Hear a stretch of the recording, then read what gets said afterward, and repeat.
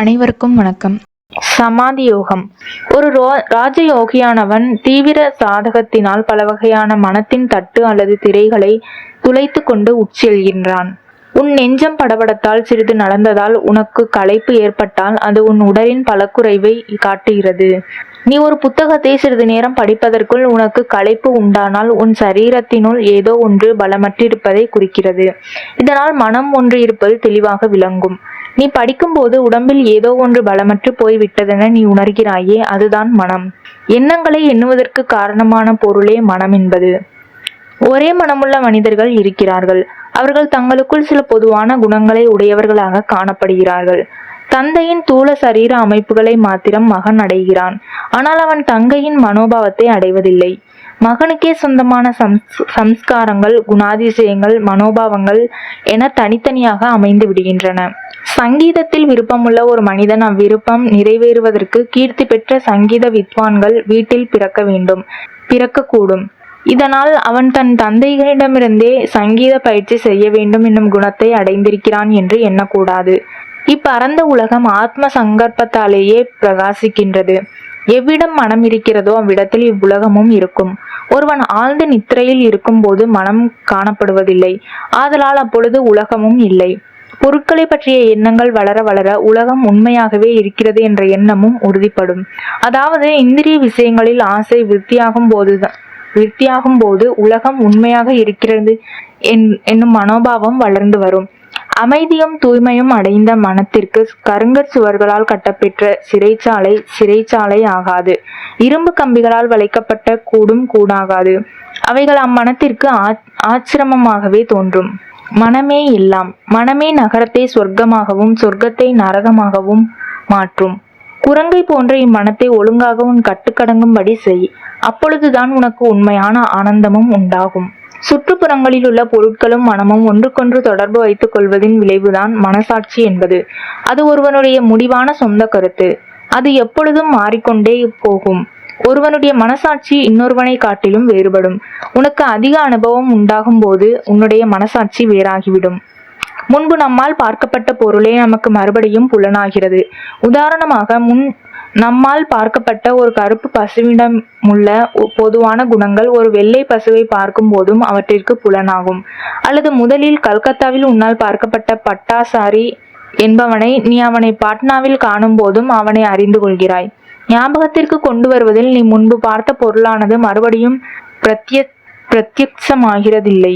மனம் இருட்டில் தடுமாறுகின்றது, மறக்கின்றது, கணந்தோறும் மாறுகின்றது. 2 நாட்கள் உண்டி மறுத்தால் ஒழுங்காக எண்ணாது. உடம்பை மறந்து நன்றாய் தூங்கும் போது மனம் வேலை செய்கிறதில்லை. வாசனைகள், ஆசைகள் முதலான அசுத்தங்களால் அது நிரம்பி இருக்கிறது. சினந்தால் தடுமாறுகின்றது, அஞ்சினால் நடுங்குகின்றது, அதிர்ச்சி காலத்து ஆள்கின்றது. அஞ்ஞனமாயின் மனத்தை நீ சுத்த ஆத்மாவாக கருதலாமா? ஒரு மனமானது எப்பொழுதும் தன் உறுதியான லட்சியத்தினிடத்திலும் அந்த லட்சியத்தில் தன்னை ஈடுபட செய்வதிலும் பஞ்சபூதங்களிலிருந்து அந்த லட்சியத்திற்கு அனுகூலமான பொருட்கள், சக்திகள் முதலியவைகளை தன்னிடம் இழுப்பதிலும் நம்பிக்கையும் தைரியமும் தீர்மானமும் உள்ளதாய் இருக்கின்றது. விளக்கின் ஒரு பொறியானது வேகமாக சுழற்றப்படுமானால் அவ்விடத்தில் விளக்கின் இடைவிடாத ஒரு வட்டமானது தோன்றுகிறது. அப்படியே மனம் கேட்டல், பார்த்தல், மோத்தல் முதலிய காரியங்களில் ஏதாவது ஒன்றை ஒரு சமயத்தினார் செய்யக்கூடுமாம். ஆயினும் அது ஒரு காலத்தில் ஒரே உணர்ச்சியை உண்டாக்கக்கூடியதாக இருந்த போதிலும் ஒரு பொருளிடமிருந்து இன்னொரு பொருளுக்கு மிக்க விரைவுடன் அபாரமான வேகத்துடன் பாய்வதால் காரியங்களை ஒரே காலத்தில் செய்வதாக தோன்றுகிறது. மனமானது பல பிரிவுகளாக பிரிக்கப்படுகின்றது. அப்பிரிவுகள் பின்னும் பிரிக்கப்படுகின்றன. இப்படி மனமானது பரமாணு அல்லது தன் மாத்திரை வரையில் பிரிக்கப்படுகிறது. இந்த பரமாணு அல்லது தன் மாத்திரையே இந்திரியங்களையும் உணர்ச்சிகளையும் உண்டாக்கும் மகா சக்தியாய் விளங்குகிறது. மனத்திற்கு பல வகையான முன்கருத்துக்கள் உண்டு. ஓவிய கலையில் வல்லவன் அழுத்தமான கிளியில் ஓவியத்தை தீட்ட தொடங்கும் போது அவன் முன்னரே தான் கருதிய கருத்துக்களை கொண்டே அதனை வரைகின்றான். ஒருவன் தூள உடம்பின் முயற்சியின்றி தனது மனத்தின் மூலமாக பிறருக்கு உபகாரம் செய்யலாம். சாதுக்களில் பலர் தங்கள் எண்ணங்களின் மூலம் உலகத்திற்கு பரோபகாரம் செய்கிறார்கள். எல்லோருக்கும் மனம் ஒரே தன்மையானது. ஆனால் அவர் தம் எண்ணங்கள் வேறானவை. ஒவ்வொருவருடைய குணாதிசயங்களும் சம்ஸ்காரங்களும் வெவ்வேறாகவே காணப்படுகின்றன. ஒரு வேதாந்தி தன்னை பிறர் வைதாலும் பழி தூற்றினாலும் தனக்கு அனுகூலமாய் வியாக்கியானம் செய்து கொள்வான். மாறுதல் அல்லது பரிணாமம், அசைவு அல்லது சேஷ்டை, அடங்குவது, ஒடுங்குவது அல்லது நிரோதம், தொழிலில் நோக்கம், சக்தி, வாழ்க்கை அல்லது ஜீவனம், குணம், குறி அல்லது தர்மம் என்னும் இவைகளே மனத்தின் பண்புகள். நீ ஆரோக்கியமாய் இருக்கும்போது வேப்பிலையை தின்றால் அது கசக்கும். விஷம் பாம்பால் தீண்டப்பட்டிருக்கும் போது வேப்பிலையை தின்றால் அது தித்திக்கும். கசப்பும் தித்திப்பும் வேப்பிலையில் இல்லை, ஆனால் அச்சுவைகள் அதை தின்னுகிறவனிடமே இருக்கின்றன. அவைகள் மனத்தால் சிருஷ்டிக்கப்பட்டவைகளே. மனமே பொருட்களுக்கு குணம், வடிவம், நிறம், சுவை முதலியவைகளை அளிக்கிறது. இவ்வுலகம் பல நிறங்களின் விளையாட்டாக இருக்கிறது. நிறங்களிடம் ஜனங்களுக்கு விருப்பம் அதிகம். நிறங்களாலேயே அவர்கள் ஏமாற்றம் அடைகின்றனர். உலகிலிருந்து நிறத்தை நீக்கிவிட்டால் அது முற்றிலும் மங்கி சூனியமாகிவிடும். நிறம்தான் மாயை, நிறம்தான் மனம். இந்நிறங்களின் மூலமாக மாயை தூண்டுகிறது. எல்லா நிறங்களும் கண்ணில் அடங்கியிருக்கின்றன. எல்லா இந்திரியங்களும் கண்ணையே மத்தியஸ்தானமாக உடையன. மனமானது ஆத்மாவையே ஆதாரமாக உடையது. மனம், இந்திரியங்கள், நிறங்கள் முதலியவைகளை விட வேறான நீயே ஆத்மா. ஓ அன்பனே, இதை அறிந்து அதை அடைய முயற்சி செய். பழக்கத்தை இயற்கைக்கு அடுத்தபடியாக சொல்கிறார்கள். அதுவே இயற்கையின் முதற்படியாகவும் ஆகிறது. பழக்கத்தின் சக்தி அல்லது முதிர்ச்சியானது மிக்க பலம் பொருந்தியதாக இருக்கிறது. கண் முதலிய இந்திரியங்களுக்கும் வாசனைக்கும் எவ்வித தொடர்பும் இல்லாதிருந்தும் அவைகள் பிறரால் தூண்டப்படாமல் பழக்கத்தினால் மாத்திரமே அவைகளுக்கு உரித்தான வெளிப்பொருட்களை நாடுகின்றன. ஒருவன் குளோரோஃபாரம் என்னும் மருந்தினால் மயக்கமடைந்திருக்கும் போது மூளையிலுள்ள அறைகளின் தொழில்கள் அம்மருந்தின் சக்தியால் தடைபட்டு கிடக்கின்றன.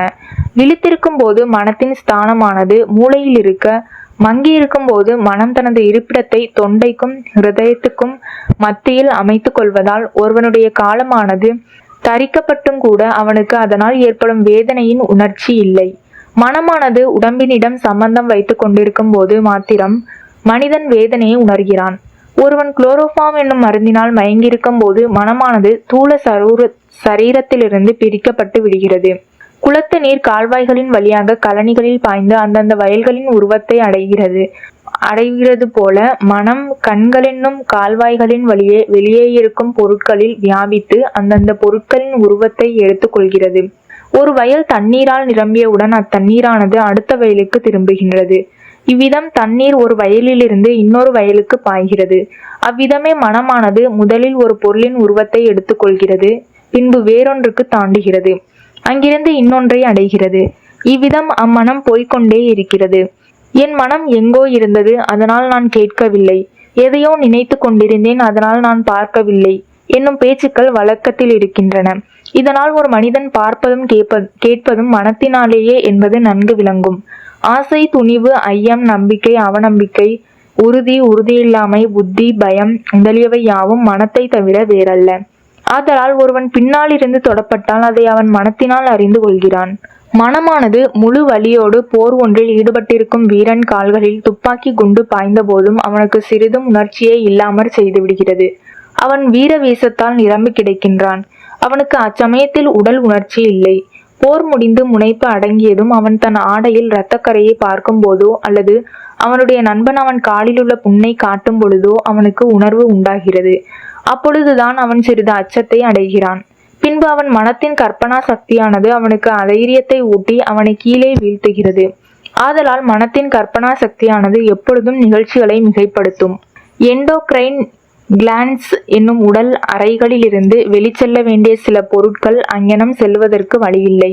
தைராய்டு, தைமஸ், பாரோட்டிட், பீனியல், சூப்ரா ரீனியல் முதலியவை அவ்வினத்தை சேர்ந்தவை. இவை வெளிவர வழிபற்று நேராகவே இரத்தத்தில் கலந்து விடுகின்றன.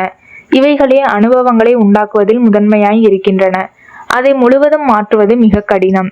அக்காரணத்தால் கீதையானது சத்ருசம் சேஷ்டதே ஸ்வஸ்யா பிரக்ருதே ஞானவானபி, ஞானத்தை அடைந்தவனும் கூட தன் சொந்த இயற்கையின்படியே நடக்கிறான் என்று சொல்கிறது.